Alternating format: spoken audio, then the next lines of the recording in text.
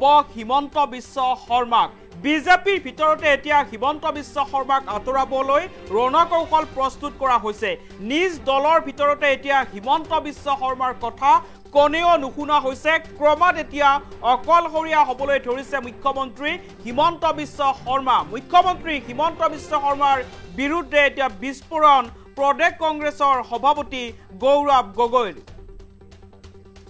জনাইছো এটা ৰাজনৈতিক খবৰ হিমন্ত বিশ্ব শৰ্মাক আঁতৰোৱা হ'ব মুখ্যমন্ত্ৰী পদৰ পৰা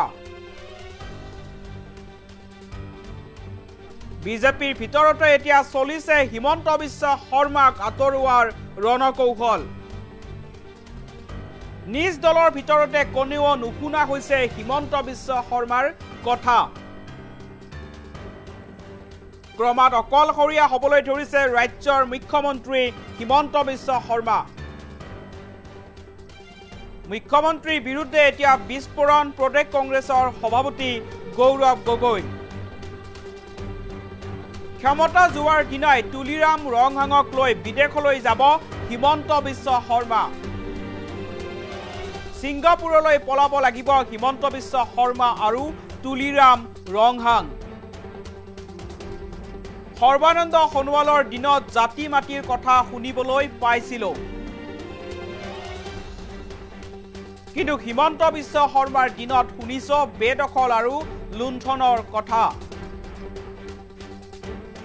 কংগ্ৰেছত থাকোতে যিসকলে লুণ্ঠন কৰিছে সেইসকল এতিয়া বিজেপিত হিমন্ত বিশ্ব শৰ্মাক আঁতৰোৱা হ'ব মুখ্যমন্ত্ৰী পদৰ পৰা হিমন্ত বিশ্ব শৰ্মাক এতিয়া মুখ্যমন্ত্ৰীৰ আসনৰ পৰা আঁতৰাবলৈ ৰণকৌশল প্ৰস্তুত কৰা হৈছে ক্ৰমাৎ এতিয়া বিজেপিত অকলশৰীয়া হৈছে মুখ্যমন্ত্ৰী হিমন্ত বিশ্ব শৰ্মাৰ কথা এতিয়া কোনেও নুশুনা হৈছে বুলি এটা বিস্ফোৰক অভিযোগ প্ৰদেশ কংগ্ৰেছৰ সভাপতি গৌৰৱ গগৈ হিমন্ত বিশ্ব শৰ্মা আৰু গৌৰৱ গগৈৰ মাজৰ বাকযুদ্ধ তুংগত আছে আৰু তাৰ মাজতে আজি হিমন্ত বিশ্ব শৰ্মাক আক্ৰমণৰ লক্ষ্য কৰি লৈছে গৌৰৱ গগৈয়ে মন্তব্য কৰিছে যে হিমন্ত বিশ্ব শৰ্মাৰ কথা এতিয়া কোনেও নুশুনা হৈছে বিজেপি দলৰ এতিয়া ক্ৰমাৎ অকলশৰীয়া হৈ পৰিছে হিমন্ত বিশ্ব শৰ্মা আৰু যিদিনাই হিমন্ত বিশ্ব শৰ্মাৰ ক্ষমতা যায় সেইদিনাই তুলিৰাম ৰংহাঙক লগত লৈ বিদেশলৈ পলাব লাগিব হিমন্ত বিশ্ব শৰ্মাক এতিয়া মুখ্যমন্ত্ৰীৰ আসনৰ পৰা আঁতৰাবলৈ ৰণকৌশল প্ৰস্তুত কৰা হৈছে আৰু শীঘ্ৰেই হিমন্ত বিশ্ব শৰ্মাক মুখ্যমন্ত্ৰী পদৰ পৰা আঁতৰোৱা হ'ব বুলি এইবাৰ ভৱিষ্যতবাণী কৰিছে প্ৰদেশ কংগ্ৰেছৰ সভাপতি গৌৰৱ গগৈয়ে মুখ্যমন্ত্ৰীক লৈ গৌৰৱ গগৈয়ে কি মন্তব্য কৰিছিল মন্তব্য আগবঢ়াব লৈছো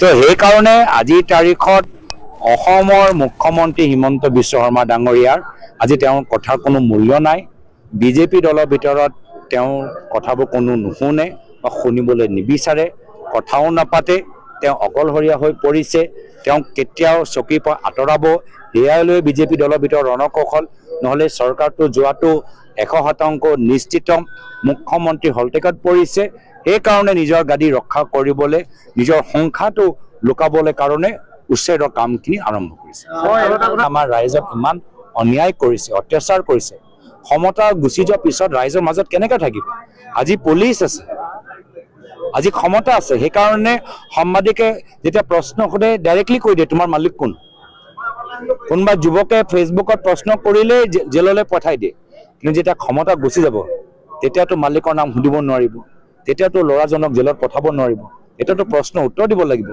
আৰু উত্তৰ যেতিয়া ওচৰত নাথাকে তেতিয়া কি কৰিব পলাব ক'ত যাব য'ত গৈ ভাল পায় তুলিৰাম ৰংহাং ডাঙৰীয়াৰ লগত গৈ ভাল পায় দুইজনে যাব ইয়াৰ আগতেও যেতিয়া এডভান্টেজ আছাম আগত দুইজন একেলগে যোৱা নাই ছিংগাপুৰত তুলিৰাম ৰংহাং ডাঙৰীয়া আৰু হিমন্ত বিশ্ব শৰ্মা ডাঙৰীয়া এবাৰো চাব যিদিনা ৰিজাল্ট ঘোষণা হ'ব কংগ্ৰেছৰ আমি দেখা পাব যে কংগ্ৰেছৰ চৰকাৰ হ'বলৈ গৈছে পিছদিনাই হিমন্ত বিশ্ব শৰ্মা ডাঙৰীয়া তুলিৰাম ৰংহাং ডাঙৰীয়াক লৈ ছিংগাপুৰৰ টিকেট কাটিব সকলোৱে আজি ৰাজনীতিত ভৰি দিছে ৰাইজক সেৱা কৰিব বিজেপি দলটোও বিজেপি হৈ থকা নাই বিজেপি দল এটা সময়ত ইয়াৰ পূৰ্বে সৰ্বানন্দ সোণোৱাল ডাঙৰীয়াৰ দিনত কি কৈছিল জাতি মাটি ভেটি এতিয়া হিমন্ত বিশ্ব শৰ্মা ডাঙৰীয়াত কি হৈছে বেদখল মামি টেক্স সেইকাৰণে বহুত মানুহবোৰ যি সৰ্বাধনৰ দিনতো ৰাজনীতিৰ জৰিয়তে ৰাইজক সেৱা কৰিবলৈ বিচাৰিছিল সেই সুবিধাটো নাপায় যেহেতু যিখিনি মানুহ কংগ্ৰেছ ক্ষমতাত থাকিলে লুণ্ঠন চলালে ৰাইজক আমনি দিলে একেখিনি মানুহ আজি বিজেপি দলত সোমাই বিজেপি দলটোক ধ্বংস কৰিছে। সেইকাৰণে মানুহবোৰ প্ৰকৃত ৰাজনীতি কৰিবলৈ কংগ্ৰেছ দলৰ ভিতৰতে উপযুক্ত মঞ্চ পাইছে। তো সেইকাৰণে আজিৰ তাৰিখত অসমৰ মুখ্যমন্ত্ৰী হিমন্ত বিশ্ব শৰ্মা ডাঙৰীয়াৰ আজি তেওঁৰ কথাৰ কোনো মূল্য নাই। বিজেপি দলৰ ভিতৰত তেওঁৰ কথাবোৰ কোনো নুশুনে বা শুনিবলৈ নিবিচাৰে, কথাও নাপাতে। তেওঁ অকলশৰীয়া হৈ পৰিছে। তেওঁক কেতিয়াও চকীৰ পৰা আঁতৰাব সেয়াই লৈ বিজেপি দলৰ ভিতৰত ৰণকৌশল, নহ'লে চৰকাৰটো যোৱাটো 100% নিশ্চিত। মুখ্যমন্ত্ৰী হলটেকত পৰিছে। সেইকাৰণে নিজৰ গাদী ৰক্ষা কৰিবলৈ, নিজৰ সংখ্যাটো লুকাবলৈ কাৰণে উচ্ছেদৰ কামখিনি আৰম্ভ কৰিছে। আমাৰ ৰাইজক ইমান অন্যায় কৰিছে, অত্যাচাৰ কৰিছে। ক্ষমতা গুচি যোৱাৰ পিছত ৰাইজৰ মাজত কেনেকৈ থাকিব? আজি পুলিচ আছে, আজি ক্ষমতা আছে। সেইকাৰণে সাংবাদিকে যেতিয়া প্ৰশ্ন সোধে ডাইৰেক্টলি কৈ দিয়ে তোমাৰ মালিক কোন। কোনোবা যুৱকে ফেচবুকত প্ৰশ্ন কৰিলেই জেললৈ পঠাই দিয়ে। কিন্তু যেতিয়া ক্ষমতা গুচি যাব তেতিয়াতো মালিকৰ নাম সুধিব নোৱাৰিব, তেতিয়াতো ল'ৰাজনক জেলত পঠাব নোৱাৰিব। এতিয়াতো প্ৰশ্ন উত্তৰ দিব লাগিব। আৰু উত্তৰ যেতিয়া ওচৰত নাথাকে তেতিয়া কি কৰিব? পলাব। ক'ত যাব? য'ত গৈ ভাল পায়, তুলিৰাম ৰংহাং ডাঙৰীয়াৰ লগত গৈ ভাল পায়, দুইজনে যাব। ইয়াৰ আগতেও যেতিয়া এডভান্টেজ আছামৰ আগত দুইজন একেলগে যোৱা নাই ছিংগাপুৰত, তুলিৰাম ৰংহাং ডাঙৰীয়া আৰু হিমন্ত বিশ্ব শৰ্মা ডাঙৰীয়া।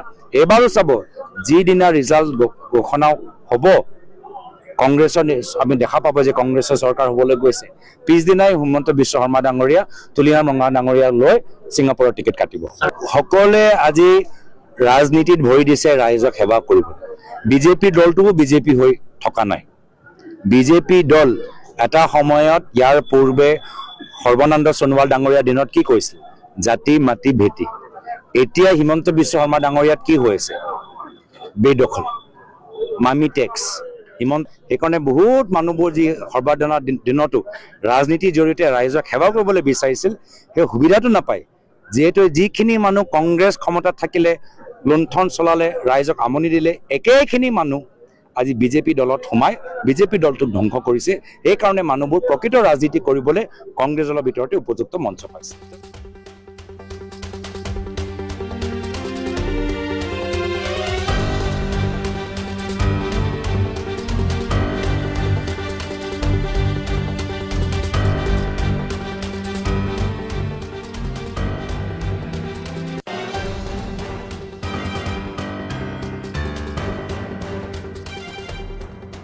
তো সেইকাৰণে আজিৰ তাৰিখত অসমৰ মুখ্যমন্ত্ৰী হিমন্ত বিশ্ব শৰ্মা ডাঙৰীয়াৰ আজি তেওঁৰ কথাৰ কোনো মূল্য নাই। বিজেপি দলৰ ভিতৰত তেওঁৰ কথাবোৰ কোনো নুশুনে বা শুনিবলৈ নিবিচাৰে, কথাও নাপাতে। তেওঁ অকলশৰীয়া হৈ পৰিছে। তেওঁক কেতিয়াও চকীৰ পৰা আঁতৰাব সেয়াই লৈ বিজেপি দলৰ ভিতৰত ৰণকৌশল, নহ'লে চৰকাৰটো যোৱাটো 100% নিশ্চিত। মুখ্যমন্ত্ৰী হলটেকত পৰিছে। সেইকাৰণে নিজৰ গাদী ৰক্ষা কৰিবলৈ, নিজৰ সংখ্যাটো লুকাবলৈ কাৰণে উচ্ছেদৰ কামখিনি আৰম্ভ কৰিছে। আমাৰ ৰাইজক ইমান অন্যায় কৰিছে, অত্যাচাৰ কৰিছে। ক্ষমতা গুচি যোৱাৰ পিছত ৰাইজৰ মাজত কেনেকৈ থাকিব? আজি পুলিচ আছে, আজি ক্ষমতা আছে। সেইকাৰণে সাংবাদিকে যেতিয়া প্ৰশ্ন সোধে ডাইৰেক্টলি কৈ দিয়ে তোমাৰ মালিক কোন। কোনোবা যুৱকে ফেচবুকত প্ৰশ্ন কৰিলেই জেললৈ পঠাই দিয়ে। কিন্তু যেতিয়া ক্ষমতা গুচি যাব তেতিয়াতো মালিকৰ নাম সুধিব নোৱাৰিব, তেতিয়াতো ল'ৰাজনক জেলত পঠাব নোৱাৰিব। এতিয়াতো প্ৰশ্ন উত্তৰ দিব লাগিব। আৰু উত্তৰ যেতিয়া ওচৰত নাথাকে তেতিয়া কি কৰিব? পলাব। ক'ত যাব? য'ত গৈ ভাল পায়, তুলিৰাম ৰংহাং ডাঙৰীয়াৰ লগত গৈ ভাল পায়, দুইজনে যাব। ইয়াৰ আগতেও যেতিয়া এডভান্টেজ আছামৰ আগত দুইজন একেলগে যোৱা নাই ছিংগাপুৰত,